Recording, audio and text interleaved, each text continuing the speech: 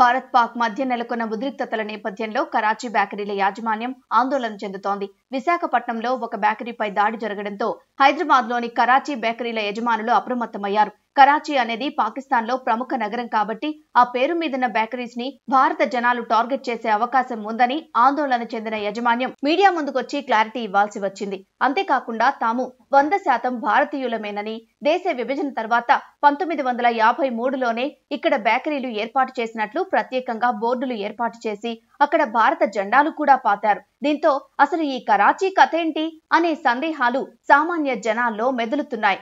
Karachi bakery అంటే Osmania biscuit కు అత్యంత ప్రసిద్ధి చెందింది. దీనికి హైదరాబాద్ నగరంలోని దాదాపు 20 బ్రాంచీలు ఉండగా దేశ విదేశాల్లోనూ కరాచీ బేకరీకి బ్రాంచీలు ఉన్నాయి.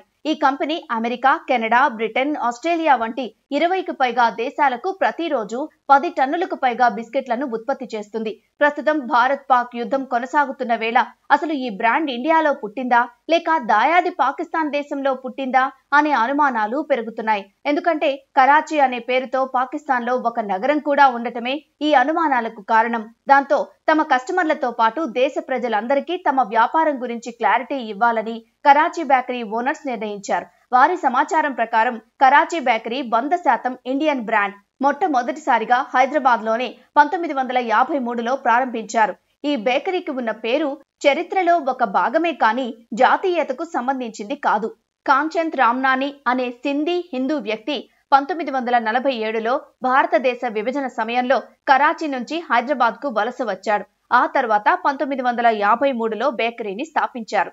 ఈ బేకరీకి పాకిస్తాన్ లోని కరాచీ నగరం పేరు పెట్టారు. హైదరాబాద్ లోని మొజాం జాహీ మార్కెట్ పక్కన మొదటి కరాచీ బేకరీని ప్రారంభించారు రామ్నాని. ప్రస్తుతం కరాచీ బేకరీ ఓనర్స్ గా రామ్నాని వారసులు రాజేష్, హరీష్ రామ్నాని కొనసాగుతున్నారు. అంటే వీళ్ళంతా పక్కా భారతీయులు అన్నమాట. మేం భారతీయులమని గర్వంగా చెబుతున్నాం అని కరాచీ బేకరీల ముందు బోర్డులు పెట్టడంతో పాటు జాతీయ జెండాల్ని కూడా ఏర్పాటు చేశారు ఆయా యజమానులు.